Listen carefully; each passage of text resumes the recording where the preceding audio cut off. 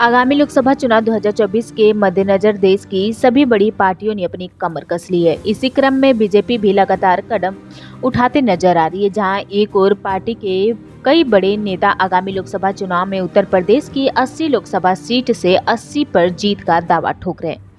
वहीं अब 2019 के लोकसभा चुनाव में हारी हुई 14 सीटों पर 2024 में कमल खिलाने की तैयारी के लिए भी बीजेपी ने लखनऊ कार्यालय पर बैठक की है। बीजेपी अब बसपा की पुरानी रणनीति सोशल इंजीनियरिंग के रास्ते पर भी चलती दिखाई दे रही है। इस बैठक में बीजेपी ने प्रत्येक बूथ पर प्रबंधक और सामाजिक समीकरण के हिसाब से रणनीति बनाने की योजना बनाएंगे। हर बूथ को जिताने की रणनीति के तहत बीजेपी उत्तर प्रदेश की सभी 80 लोकसभा सीटों को टारगेट करेगी। उत्तर प्रदेश की राजधानी लखनऊ में शुक्रवार को बीजेपी की लोकसभा प्रवास योजना के तहत मैनपुरी, अंबेडकर नगर, लालगंज, श्रावस्ती लोकसभा क्षेत्र के संयोजक, प्रभारी और विस्तारकों की बैठक हुई।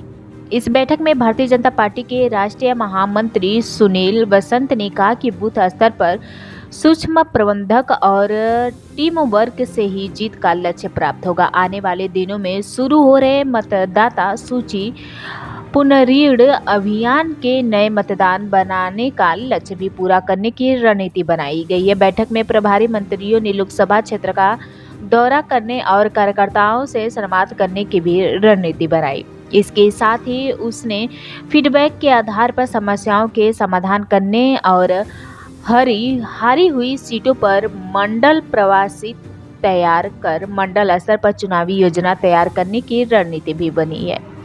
इसे सोशल इंजीनियरिंग पर भी जोर दिया गया है। बीजेपी ने हारी हुई सीटों को जीतने की रणनीति के मंथन में रायबरेली और मैनपुरी को लेकर विशेष चर्चा हुई। यूपी की यह दोनों ऐसी सीट है जहां पर बीजेपी को अब तक एक बार भी जीत नहीं मिली। बैठक में 2024 में इन दोनों सीटों पर भी कमल खिलने का मंथन हुआ। सुनील वसंत ने कहा कि प्रत्येक विधानसभा क्षेत्र में सामाजिक समीकरण के हिसाब से योजना बनाएं। पिछले चुनाव में जिस समाज के वोट नहीं मिले उनका वोट हासिल करने की रणनीति बनाएं।